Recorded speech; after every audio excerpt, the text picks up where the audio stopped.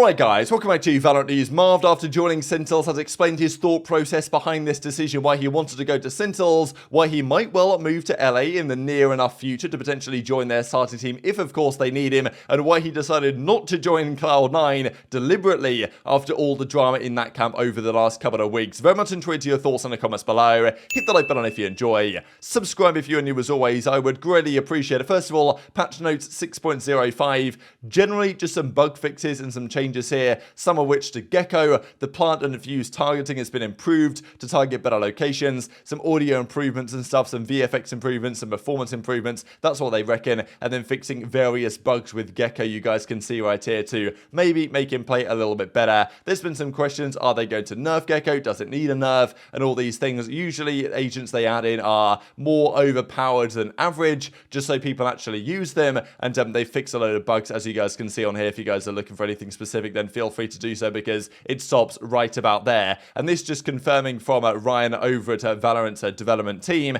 that Wingman's planted diffuse targeting has been improved in order to target higher locations. This will not only help when targeting above you, it should also be a lot more forgiving when targeting a site for a Wingman plant. So yeah, I guess when you're trying to plant, let's just say here on Fracture, then it will be a lot more effective in actually executing that thing to send Wingman in to try and plant. And I did see a clip from Subrose who I thought was quite interesting on this very bomb site when they were in a 3 versus 1 situation, and to be honest, even in a 2v1 or to maybe an extent in a 1v1, it's probably the same deal. But let's say you're going into a site, they knew the last guy was on the site somewhere, but they had no idea where, and if they run in and of course Subrosa tried to plant the bomb himself, plant the spike himself, then someone could, the guy could pop out, kill Subrosa, kill the second guy, and then have a 1 versus 1 potentially because he's in an unknown position. However, if you get Wingman to go and plant the spike, it was a free round win because he got Wingman to plant the spike. The guy had to shoot Wingman because if he didn't, then he was going to lose the round, because once the spike is down, there's no chance to win it realistically. So he had to shoot Wingman to stop the spike being planted, and then all 3 players knew where he was, could clear him and get the kill easily. So, in that situation, Wingman was effectively a guaranteed round win. And even after he's done it, you can potentially pick him up again and use him for something else. So very interesting stuff. Also wanted to mention here from YFP Gaming, they're putting together a core of a previous successful roster. Alexander actually is back in business, so excited to see this player back in action as well, because this guy shoots really straight, so that's a roster that's being formed at the present time as well. And also in the Ye side of the story over in Cloud9, he tweets this out last night: fastest non-franchise ace. So what is going on with Ye? Where is he going next, if anywhere? Because he's obviously been playing some games over the last couple of days. Nice crosshair placement, nice movement, and then sprays these guys down for an ace. I don't know what they were thinking, to be honest. I guess I'll put it full screen for you guys. But when I saw this, I was like, okay, how fast can it realistically be? I thought it was going to be like maybe a 10-second ace. But no, he gets 1, 2, 3, 4, and then he gets the 5th as well. Like, I don't know what they were doing, to be honest. But yeah, nice ace for sure from Ye. And even we get in the replies here from Porty over at Cloud9, social media manager. That strafe made me miss watching you at lock-in scrims. You still betrayed me. And I mean, look, Ye's obviously joking around here. This tweet out of context could be a problem. Inside joke, he says. But still, he was somewhat betrayed by Cloud9, you could argue. He was signed for a big contract. They've now ended that contract because they can't afford it, we imagine. And where's Ye going to go next? Tough to say, because every other top team, at least in that region, has formed their roster, and the season is relatively short. And if said teams, Sentinels or NRG or something,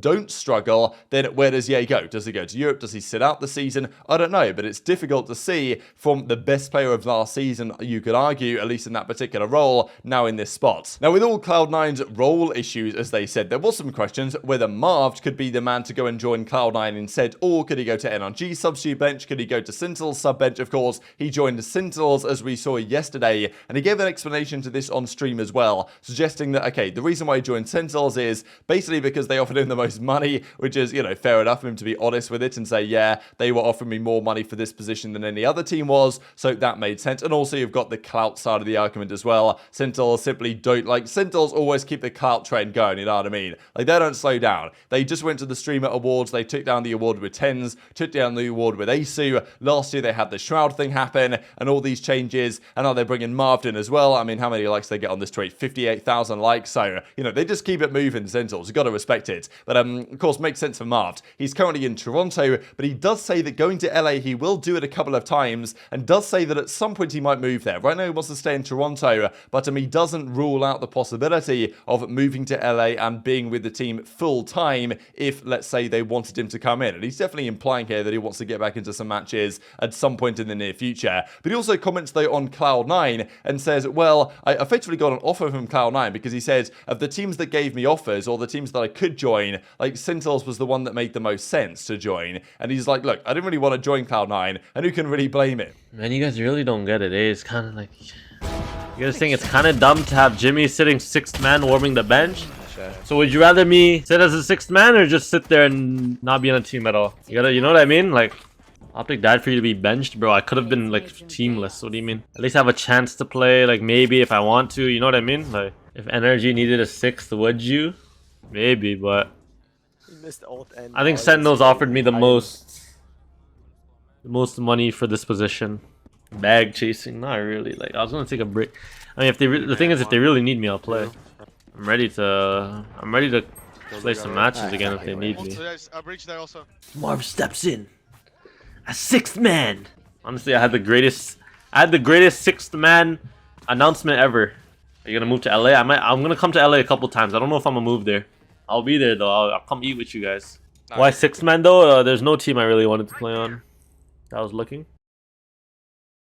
Like Playoff side. Cloud9 I could have played with, but I don't really want to play for them. Play scout playoff side, playing tower. I'm good, bro. I'm chilling still. So I think quite interesting that Cloud9 came to Marved and says, hey, we want to sign you, come into the team. And Marved was like, no, I'd prefer to be a sub player for Sentinels than I would to be what is presumably a starting player for Cloud9. Because, I mean, look, they don't have the money to pay Marved, I guess, what he wants. He's probably earning more on the sub bench here at Sentinels than he would as a starting player on C9, which is quite something and obviously makes sense of Marved anyway. And just the way that organization's been going lately, if he was to get brought into the Sentinels starting team, I feel like he can have some confidence that team is going to be a potential winning caliber candidate team at some point in the future, right? They clearly committed Sentinels to being the best in the Cloud game, but also just in general the best team. Rob Moore's made it very clear that's their commitment, whereas Cloud9 are more committed, it seems, to maintaining, keeping their head above water, basically, from a financial perspective. So you can understand why Marv might think, you know what, do I really want to join a team that is going downhill and it probably isn't coming to the top anymore, or do I want to join Sentinels even as a sub player? Probably a bit of a no-brainer for Marv, to be honest. And I thought this was kind of interesting, right, because I guess it's week 2 of the franchise league that Marv has looked into when Sentinels play NRG, and even as Marv says in the replies here to Chet, because of course he was formerly of OpTic, right, on the same team that Chet was on, could have maybe joined NRG in the off-season if he didn't decide to take the break. I just came to play week 2 versus you, so could you imagine if they subbed Marv in for that one series they play against NRG? That would be very entertaining. But also he made very clear in his video there, right, that he's not intending to not sub in. If they want him, he's going to be there. He's quite keen, actually, to get back involved. And if the team struggles, then all of a sudden they might have a change brewing. And you can understand why he was, not particularly keen to join Cloud9, given the words we've had out of Cloud9 lately from Cloud9 Jack Etienne, for example, have been to say, look, I'm trying to control cost. Sponsorships are tight. I'm planning for the long term. They don't have the cash flow. They don't necessarily have the liquidity. They didn't have the resources to invest into Marved what I guess he thinks he deserves. And I mean, look, Marved is confident that he's still one of the best players in his role in the world, and I'm not surprised as to why. And his stock is still very high, and of course for good reasons. So Marved has arguably played this one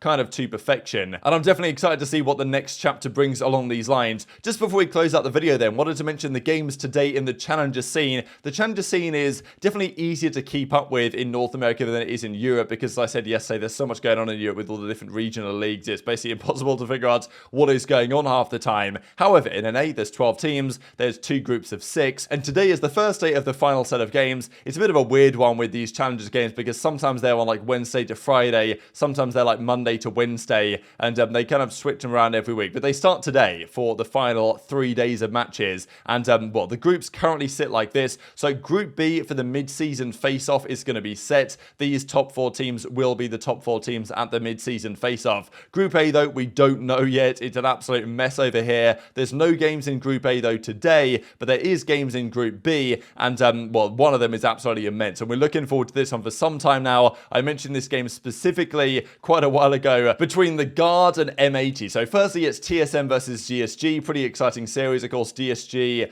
2-2, TSM are 3-1. So we'll see if Disguise can get the job done here. It would be a big series result for them, but they got, of course, destroyed last time out. I think it was by M80. And then the Guard versus M80 GG. So will M80 lose a series here? If there's any team that that can defeat them, I would say, in this group, it's got to be the Guards. Like, M80 look right now like the favourites to win the entirety of NA Challengers, and probably therefore the favourites to win Ascension and qualify next season for the Franchise League. That's on the trajectory they're currently on. Now, the Guards, of course, their resources have kind of disappeared, their money's gone, and, you know, whether the organisation survives into next season, we still don't really know, and maybe that's affecting the team to a certain extent in terms of resources and commitment and all this. But look, nonetheless, M80 are favourites for this series, but this is the one we've been looking to for some time. It's the two most exciting teams from Group B, and the two teams that you would expect to have the, well, closest matchup. Definitely the two best in this group, and arguably the two best in the entire North America's League will face off tonight, and that's at 11 p.m. my time, 6 p.m. Eastern, 3 p.m. Pacific if you guys are in the US of A. And M80 are confident they will conquer the Garden League tonight, and if they do, that's a big statement from M80 in terms of winning this entire league. But if the Guard win, then all of a sudden the ball is potentially back in their court for the rest of the season. But very much enjoyed your thoughts in the comments below. Hit the like button if you enjoyed, subscribe if you're new, take care, and I'll see you next time.